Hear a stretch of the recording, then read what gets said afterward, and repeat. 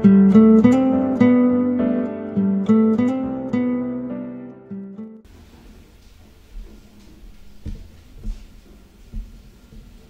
gabi sa atin lahat, mga kapatid. 1966, ako ay 16 years old pa lang. Sorry.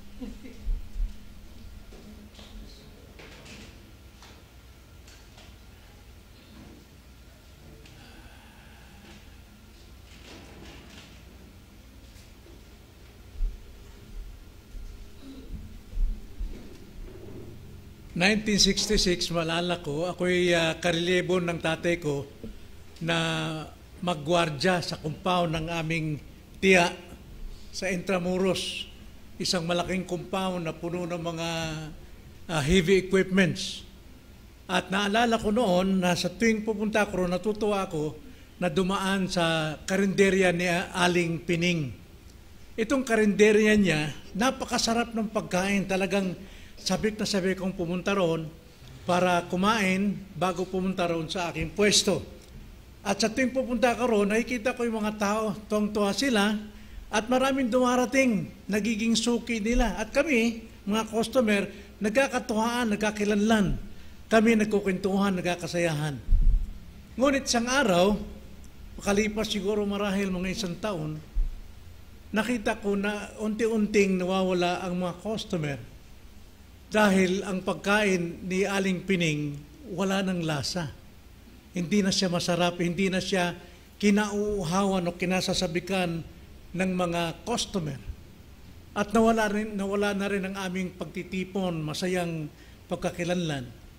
Bakit po? Napag-alaman namin na si Aling Pining pumasok sa barkada at laging lasing. Matanda na siya, nasa mga 60 mahigit na siya, pero pumasok sa mga kaedaran niya na mahilig sa alak at siya'y lasing. At kapag siya nagluluto, lasing. Kaya hindi na tumatama yung kanyang timpla. So dahil doon, nabangkrap yung tindahan dahil hindi na siya nagbago. Well, marami pong Kristiyano na sa kanilang unang pamumuhay ng kanilang pananampalataya, sila'y masigla. Sila'y kaakit-akit. Sila'y masarap kausap. Nakakasayang kapiling palagi, pinananabikan ng mga tao. At maraming naaakay sa gawain. Sapagkat tuwang-tuwa yung mga kapatiran sa kanyang mga pananalita, pang-aakay niya. At mahiya kang hindi dumalo kapag ginaya ka niya. Subalit, tulad ni Aling Pining, unti-unting nawawala. Hindi na siya nakakaakay ng mga tao sa pagsamba. At kadalasan, tinatanggihan na siya kung siya'y nagyaya sapagkat hindi na makita sa kanyang buhay.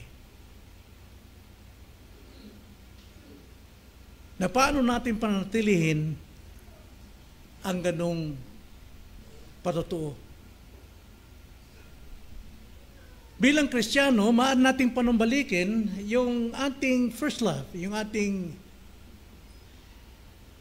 kasayahan, kasarapang kasama sa pamagitan ng salita ng Diyos. Minsan din nawawala ng ating lasa. Nasa inyo po ba ang lasa ng pagiging masarap kasama? Kung nawawala na yung lasa natin, tignan natin, pakinggan natin ang salita ng Panginoon kung paano natin ito may papanumbalik.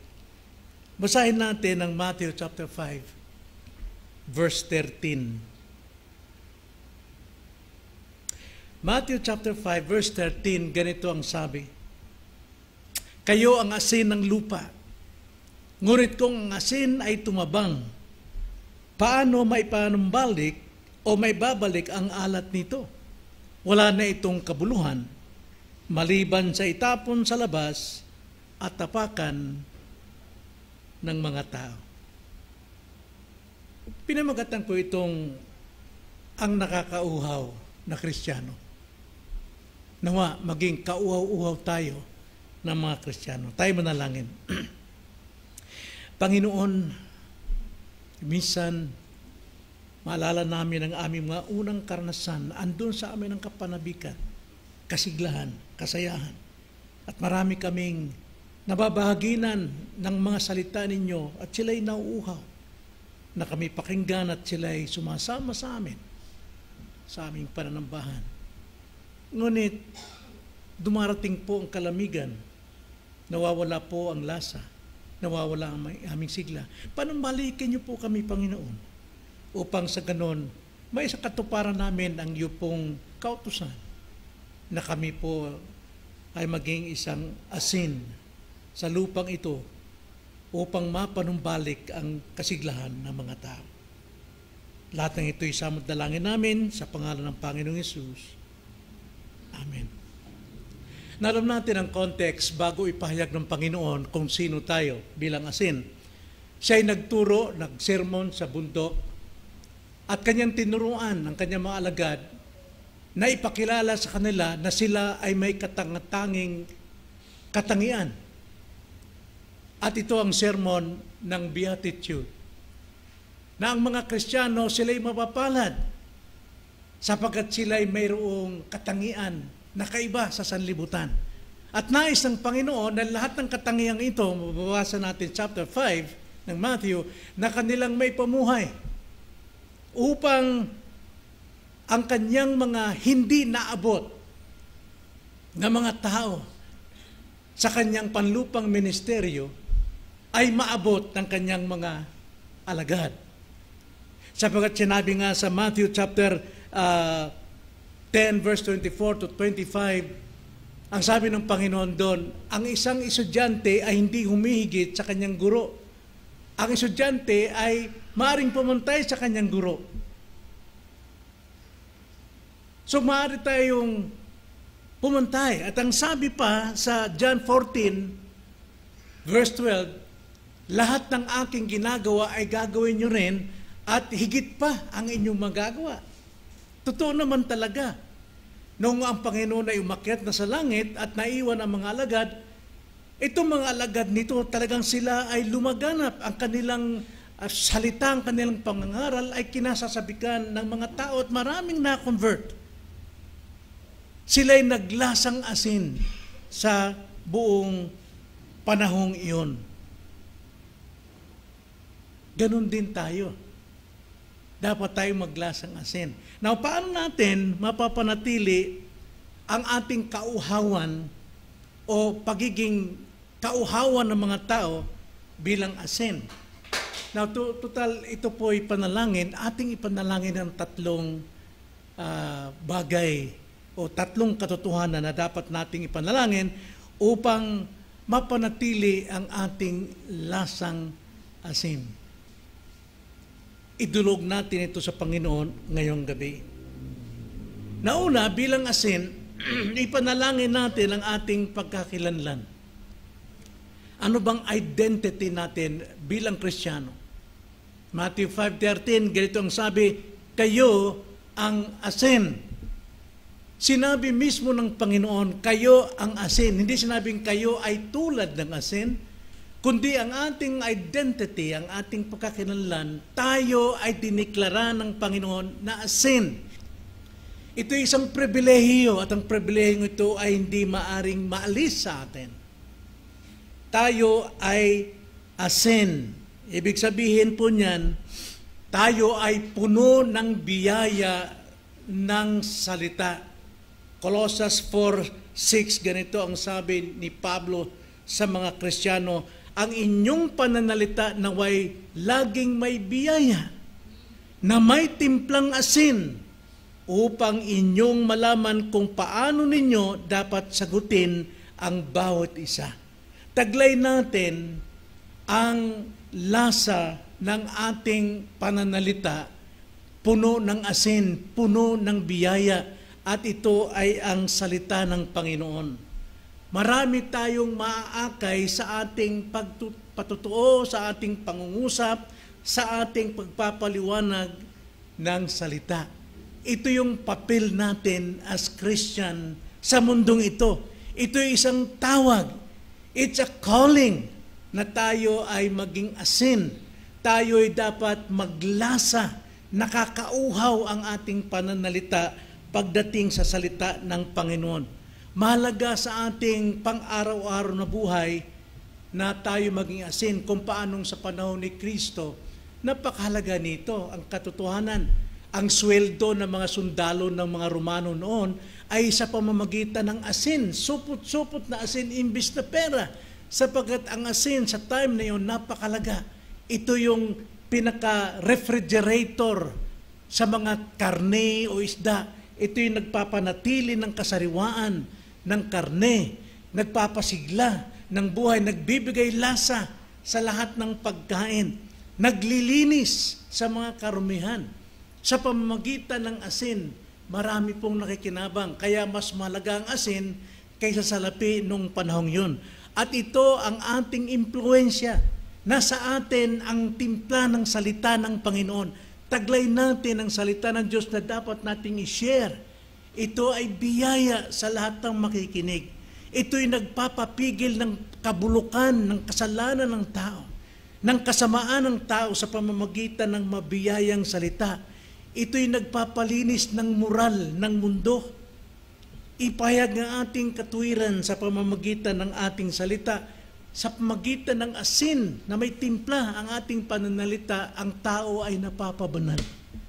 Kaya napakahalaga, ang sabi ng Panginoon, ang ating pagkakilanlan, kayo ay asin. Panatilihin natin ito, mga kapatid. Hindi sayang ang ating pagkakristyano. Kahit wala tayong alam, pero kung nagsasalita tayo ng mabiyayang salita ng Diyos, napipreserve ang buhay ng tao, napapasigla, nabubuhay ang mga taong nabibilasa sa kasalanan, kasamaan at bisyo, ito ay napapanariwa dahil sa ating pagpapahayag ng katotohanan. Ito ang ating tungkulin. Tungkulin natin na magbigay lasa sa buhay ng tao. Tungkulin ng mga Kristiyano sa mundo na nagdadala ng kagalakan sa mga taong nalulumbay, sa mga nawawala ng pag-asa, sila'y nagbibigyan ng bagong buhay ng pag-asa. So itong panalangin natin unang-una ngayong gabi, na ating ingatan ang ating pagkakilanlan. Ikalawa, bilang asin, ipanalangin din natin ang ating pagkakalasa. Bagamat tayo asin, pero walang silbi kung hindi natin ito o hindi nalalasahan ng mga tao. Sabi nga sa ating text, kayo ang asin ng lupa. Ngunit kung ang asin ay tumatabang, paano may babalik ang alat na ito? So kung nawawala ang lasa dahil tumatabang, anong silbi ng ating pagiging asin? Now, tumatambang ba ang asin? Mga kapatid, wala akong makitang definition ng asin na nawawala ang alat nito. Hindi nawawala ang alat ng asin. Gayon din ang ating pagkakinanlan, hindi nawawala ang ating pagiging Kristiyano. So balit, nawawala ang alat nito kung ito'y nakukompromiso. Kung ang asin ay nahaluan ng putik, nahaluan ng dumi, wala nang sinong magkakagustong tumikim ng asin na yun. Nawawala ang kanyang lasa. So pagka nawalan ang alat ng asin, nawawala din ang silbi. Ganon din sa atin. Kung hindi marinig sa atin yung mga salita, kundi ang narinig sa atin ay ang mga salitang kamunduhan, nawawalang silbi. Ang mga taong patay hindi nabubuhay. Ang mga taong nawawalan ng pag-asa hindi magkakaroon ng pag-asa. Nawawalang bisa. Kaya dapat pagnilayan natin paano natin maibalik ang ating alat bilang asin. Nawawala ito kapag tayo po ay sumasanib sa mundo. Kaya nga sabi Romans 12:12, huwag kayong makitabas sa tabas ng mundo, kundi dapat magbago tayo ng isip, manumbalik tayo. Nawawalan ito ng silbi. So anong dapat nating gawin? 2 Corinthians chapter 6 verse 17. Kaya lumabas kayo sa kanila. Yun ang sabi. Kaya nga lumabas kayo sa kanila at humiwalay kayo, sabi ng Panginoon, at huwag kayong humipo ng anumang bagay na marumi, at kayo'y aking tatanggapin. Kapag tayo po ay nakihalubilo na sa takbo ng sanlibutan, dahil mas masaya, mas nakikilala, nawawala po ang ating lasa. Kaya pagka ang asin ay mawala ng alat, nawawalan itong silbi. Ikalawa, kapag ang asin ay nawalan ng alat, mawawalan ito ng epekto. Wala ng puwersa, wala ng kapangyarihan. Nagiging tampulan tayo, nagiging kapintasan ang ating mga pananalita, ang ating buhay. Nawala ang ating patutuo. Mark 9:50, mabuti ang asin, ngunit kung tumabang ang asin, ano ang inyong ipagpapaalat dito?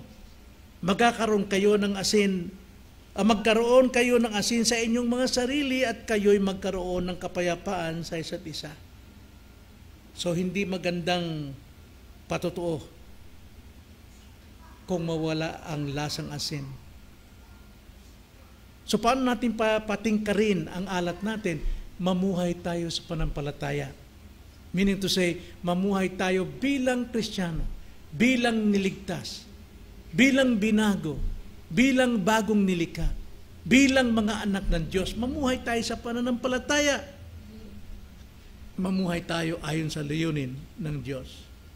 So ipanalangin natin, ikalawa, na ating pong panatilihin ang ating pagkakalasa. Then ikatlo, mga kapatid, bilang asin, ipanalangin natin ang ating pagsasabuhay. Una, ang ating pagkakilanlan, panalangin natin mapanatili.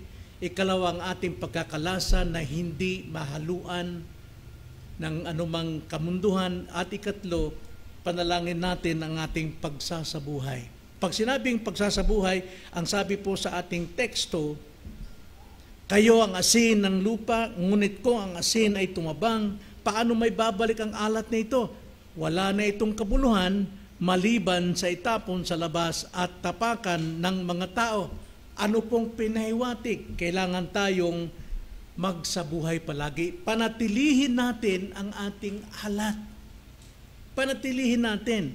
Isabuhay natin. Yan ang hamon sa atin ng salita ngayong gabi. Paano natin ito gagawin? Gaya sinabi ko kanina, ipamuhay natin sa pananampalataya.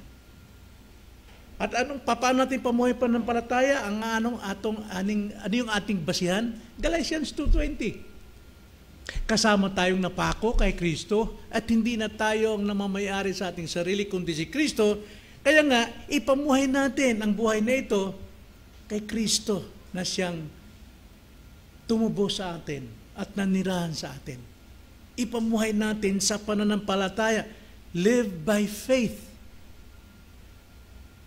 upang mapreserba natin ang ating timpla. At sa pamuhay natin sa pananampalataya, kailangan natin mag-meditate palagi sa salita ng Panginoon. Lagi tayong magbulay. Huwag lang tayong magbasa ng bersikulo, kundi tanungin natin ang bersikulo. Paano ko nakikita si Kristo dito sa talatang ito? Ano yung tinuturo doon sa akin? Mayroon bang utos na dapat kong gawin? Mayroon bang kasalanan na dapat kong alisin? Mayroon pa akong dapat baguhin sa aking ugali? Magnilay tayo sa salita ng Panginoon. Halimbawa na lamang, Psalms 1, verse 1. Mapalad ang taong hindi, ano yung una? Tumatayo sa payo ng masasama. Magbulay ka. Anong payo ng mga masasama? Kamunduhan. Ako ba'y nakikiisa sa kanila? Yung bang lagi kong pinapanood? Ano ba ang ginagawa ko? Ano bang payo ang nasa akin? Ito ba'y sa salita ng Diyos? Ganun po magbulay. At yun, lalago tayo doon sa ating pagninilay. Kailangan nating mag-meditate ng salita ng Diyos at higit sa lahat, lagi nating ipanalangin. Lagi tayong manalangin. Bakit po? Well, sabi sa 1 Thessalonians 5:17 na atin laging nababasa, manalangin kayong walang patid. Sa lahat ng bagay ay magpasalamat kayo sapagkat itong kalooban ng Diyos kay Kristo Jesus para sa inyo. Kalooban palagi ng Diyos na tayo nakikipag-usap sa Kanya. Alam niyo ba mga kapatid, ang sekreto doon paano tayo lumalago bilang Kristiyano? Kapag tayo nananalangin, kausap natin ang Diyos palagi. Lagi tayong nalalapit sa Kanya. At nagsasalita tayo kung ano yung nasa laman ng ating puso. At alam natin, dinidinig tayo ng Diyos. Kaya lalo tayong nalalapit sa Kanya kapag tayo'y laging nananalangin. So, ganun po yung pagsasabuhay natin ng ating alat, ng ating impluensya. Manatiling asin sa araw-araw, manatiling may epekto. At ang epekto natin ay sa lahat ng dako. Hindi lang sa ating sarili, hindi lang sa ating pamilya, hindi lang sa ating kapitbahay, kundi sa lahat ng dako. Dapat kumakalat ang lasa natin. Naririnig tayo. Well, karamihan po ng mga preacher, naririnig sila. Katulad halimbawa si Biboy, nag-preach siya doon kila Jeremiah. Kalat na yung kanyang pagkakilala. Naririnig ang kanyang salita kung paano siya mangaral. Ganon din naman tayo kapag tayo nag-share sa ating anak. Yung anak natin magpapatutuin minsan yan sa kanyang mga kaibigan. Kung nag-share tayo sa ating kapitbahay, yung kapitbahay natin, isusumbong ka kung saan, i-chismis ka talaga. Kaya kumakalat yung asin natin sa pamamagitan ng ating pamumuhay. Dapat nating ipanalangin ito. Ano yung dapat nating ipanalangin upang tayo maging kauhaw-uhaw na Kristiyano? Ipanalangin natin ang ating pagkakilanlan, ipanalangin natin ang ating pagkakalasa, at ipanalangin natin ang ating pagsasabuhay. Kaya ito po, mga kapatid, ang suggestion ko na sana sa ating panalangin, ating may panalangin ito sa ating mga kapatid, sa ating mga prayer consent. Ang pagiging asin ng lupa ay isang tawag. Tanda natin, it's a calling. Tawag ito. Ito'y pribilehiyo natin. Wala ang mga tao nito. Nasa iyo ito. At bilang asin, tayo'y may mahalagang papel sa mundong ito. Asin tayo sa mundo upang kumalat ang karya ng Diyos sa mga tao. Tayo manalangin. Panginoon, maraming salamat po sa gabing ito. Pinaalala niyo sa amin kung ano po ang aming pagkakilanlan, kung ano po ang aming lasa, at kung paano po dapat kaming mamuhay upang maipalaganap ang aming pong pagkaalat bilang biyaya sa lahat ng taong mapakinggan, makarnig ng aming mga patotoo. Maraming salamat po itong aming dalangin sa pangalan ng Panginoong Hesus. Amen.